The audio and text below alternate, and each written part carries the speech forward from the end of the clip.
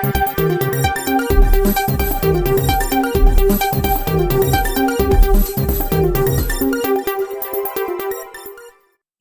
મિત્રો, મારી ચેનલમાં તમારું સ્વાગત છે। મહારાષ્ટ્રના સોલાપુર જિલ્લાના અત્યારે મલસીસર વિસ્તારમાં એક મોટી દુર્ઘટના સર્જાઈ છે। મસાવાડ અત્યારે પંતપુર માર્ગ પર તાંતોડીવાડ ગામ નજીક શ્રદ્ધાળુએ ભરેલી એક પિકઅપ વાહન ગાડી અચાનક રસ્તાના કિનારે આવેલા કૂવા પર ખાબકી હતી। આ ભયાનક અકસ્માતમાં 14 લોકોના ઘટના સ્થળે ડૂબી જવાના કરુણ મોત નીપજ્યા છે। તમામ મૃતકો અત્યારે પંતપુર વિસ્તારના રંજન ગામના રહેવાસી હોવાનું સામે આવ્યું છે। આ ઘટનાને પગલે સમગ્ર પંથકમાં શોકનું મોજું ફરી વળ્યું છે।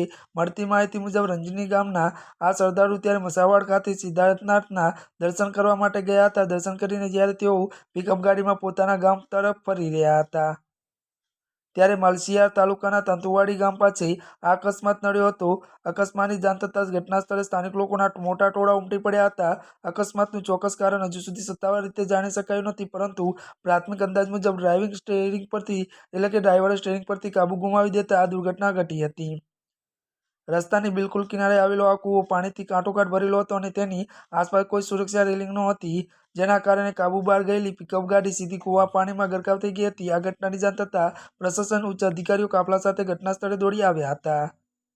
ત્યારે મિત્રો, અત્યાર માટે બસ આટલું જ। અમારી ચેનલમાં નવા હોય તો અમારી ચેનલને લાઇક, શેર અને સબસ્ક્રાઇબ કરી દેજો। ધન્યવાદ।